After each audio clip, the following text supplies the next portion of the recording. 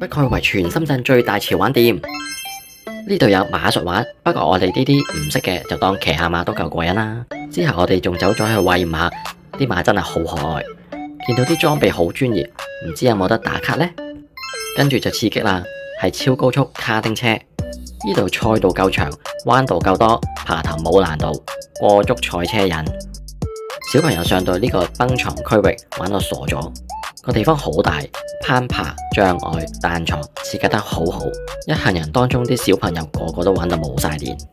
其實呢度仲有過百項目，我哋玩咗10幾個。氣步槍真人 CS 場地大，香港真係冇得玩，特別深印象。呢度一日根本玩唔晒，見到咁多咁靚嘅聖誕裝飾，就諗到聖誕節要嚟玩多轉。全場一票人玩，叫外賣都得。深圳灣口岸坐車過嚟20分鐘唔使。